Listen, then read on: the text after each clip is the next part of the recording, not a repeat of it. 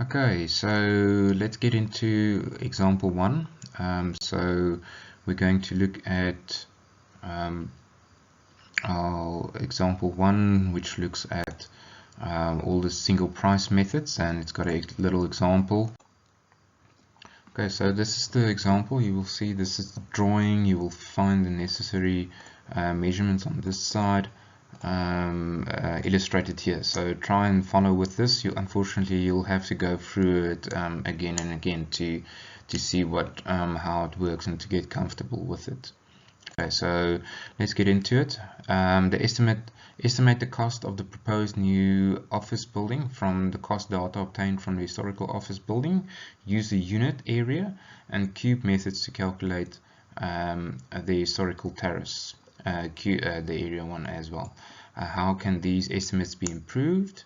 So we're going to do this question in in a second part, but we're going to look at the basics for now.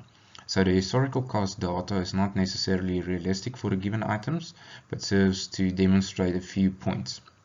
So the new office building is to be constructed on a level site with only a wire fence on the earth boundary. Okay, so it's a very simple installation. There's nothing special on the external works. So let's look at example 1.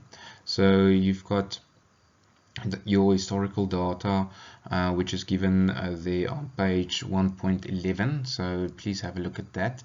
You're given all of that information. I think the total cost is calculated at 3.9 million.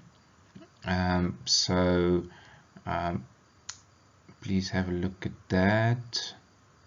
So the accommodation unit for the historical building is calculated as best described as an office. Okay, so to determine a unit tariff per office, we calculate and we count basically how many offices there are. So 8 offices. Note, only offices are counted because of an office is the accommodation unit for an office building. So like the tea rooms, the toilet facilities and all of that is excluded, so just mind that. So please note, so you get to your calculation cost excluding P's and G's and VAT. Okay, excluding P's and G's and VAT. Make sure that you know what P's and G's are, preliminaries and general. I've explained that in class as well, and it's also in your notes. So your historical unit tariff is basically just this amount divided by 8.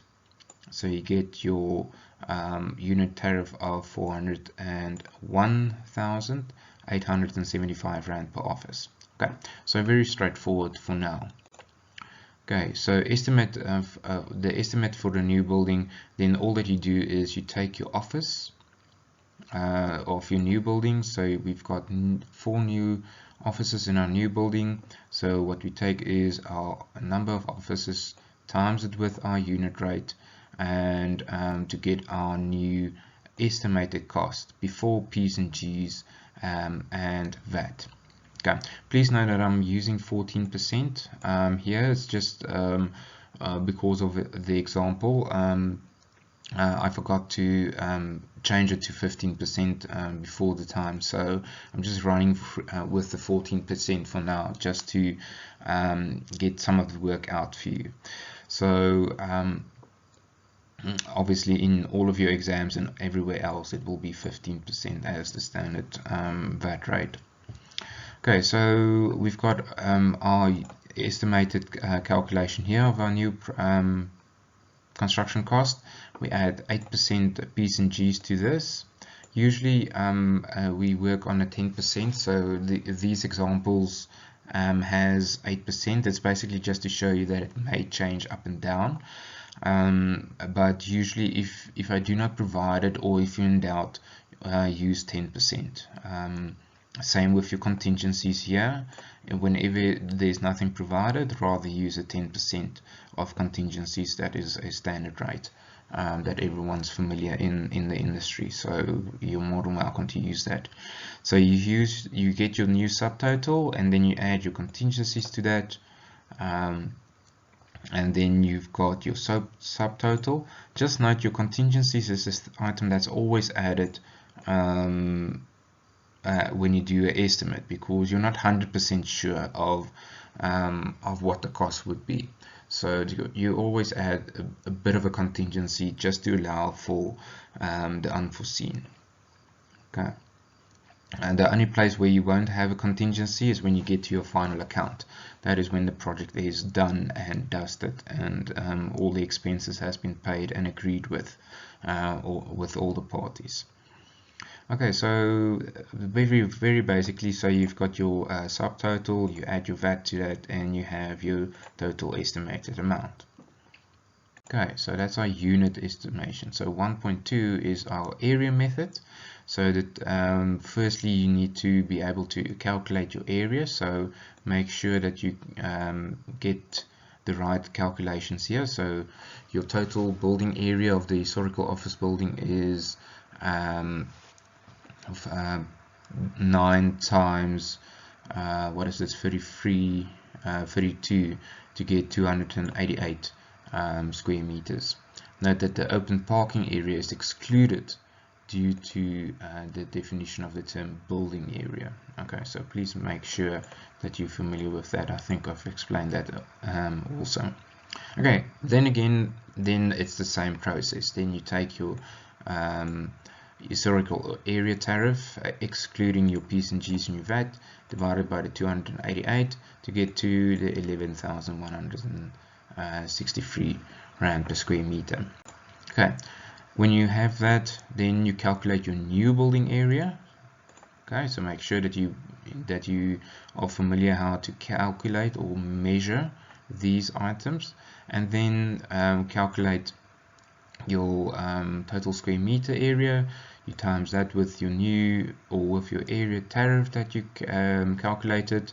You add P's and G's to it, and you add your contingencies to it, and then your VAT, and then you have your new total estimated cost. Okay, so very straightforward doing this. This is basically what we did in class already. Okay, then we get to our area or cube method. So okay, we're going to look at that little formula that I've spoken about, but there's a little bit more to the cube method than just the normal calculations that we did now earlier. Okay, note that instead of using the average top level of the foundations to determine the height, it is better to use each area's own foundation top level separately. Assume that 200 by 700 strip foundation are used, and that the foundation excavations is 700 millimeters deep throughout. So if you go through your examples, just make sure all that that's basically saying here is whenever you use your cube method, it's better to try and calculate the different areas or the different volumes separately whenever you're doing your calculation. So it will be explained now. Okay, so your estimated cost cube method is your office building, and you've got a conference center. Okay, so basically what you've got is you've got your area, then you calculate your height of your ceiling. So I'm going to explain the little trigonometry formula that you need to know as well, so you will have to practice this, fortunately. So what the dimensions basically said is we've got a 700 millimeter below the to the bottom of our strip footing, so it's deduct our strip footing to get to the top of our strip footing. So if we've got our natural ground level here, and then we've got our strip footing, which is here, basically what you want is you want this height here. Okay, and so you just subtract that 250 mil, which is here. Okay, so that's all that's happening on this side. Okay, so then you add the top of your ceiling heights, and then what you need to calculate now is the middle of your roof height. So basically if you do this, you want to calculate the total height, which is there. I'm just going to use blue. So you want to calculate your top height from there to there, and if you divide that by 2, you will get this little section that you need to add to your height. Okay, so hence the half that you calculate there. Okay, so you do your calculation. I'm going to on the next slide it's going to be explained nicely, this section. And then you've got your conference hall, which is now a flat roof. If you look at your drawing, which is on page 1.10, you will see that you've got a flat concrete roof here. So then you just use the rule of the 0.6 above your flat roof. Okay, so you still have that section there, and then you've got your 1.5 meters, and then you have your 2.4 of your normal ceiling height of your building, and then you add your 0.6 to that. Okay, so that is how you calculate your volume for the conference center. So, and in your volume for your office building. Okay, so you can see it's a little bit more calculations involved. Okay, just to get back to your trigonometry calculations, I'm going to put this trigonometry like a cheat sheet on Blackboard for you, but just for this calculation, I'm putting these on. So basically why you use tan is you've got your opposite over your adjacent. So you've got your if you've got that one there, you want to calculate your height, which is there. So what you've got is your opposite over your adjacent. So that is the ones that you've got this distance and you've got your angle there. So you want to calculate your opposite. So you want to calculate your opposite on that side. Okay, so what you've got is this. So you've got your angle here, and then you've got your adjacent and opposite there. So this is the one that you're looking for. So you've got this distance here, which is marked on the drawing, which is your 9 meters divided by 2. So your building is 9 meters wide. You divide it with 2 to get your adjacent, and then and then you've got your 20 degrees here. Okay, and then you calculate your opposite on that side. Okay, unfortunately I won't be able to help you with how you use it on your calculator, because each calculator will have it differently. So please make sure that you are familiar and that you do get to the right amount when doing this. There's also nice explanations on the internet also for this, but for our calculation this is basically what you do. Okay, good. So that is basically how you do that. Okay, so I've just added x and y. I don't know if I added any explanations further. I think that is more or less it. Good. Okay, so let's go to our calculation then. So what we did is then basically you just go through the same motions calculating what your area tariff is, so that you have your area tariff that you can times to your new building's height. So I'm not going to go into how this is calculated. Make sure that you know how this is calculated and see if you can actually get to the same answer here. Okay, so let's play around a little bit with it.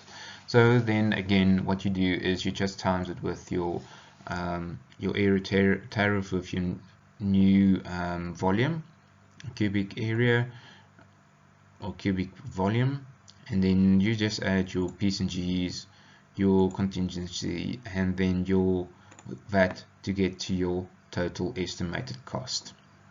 Okay, and I think that's basically it. So okay, so what I'm just going to stop the video here and then I'll make a new video, but this is a a few comments. So on these calculations that we did. So the site of a new building is not the same as before. Therefore, external works should be estimated separately and the cost excluded. So you can go through this. I'm going to go through these items again in the next video. But basically, we did a very basic calculation here in this video, and then in the next video, what we're going to do is we're going to improve on that. So remember, whenever you do your task, that you will use these type of guides or comments to improve on your square meter area calculation that you will have to do for your task. So again, wink wink, nudge nudge, make sure that you understand how to improve on any estimate that you do on your for your task. Okay, thanks. That is our second little video on our examples. So the next one will try and improve on these examples that we just did.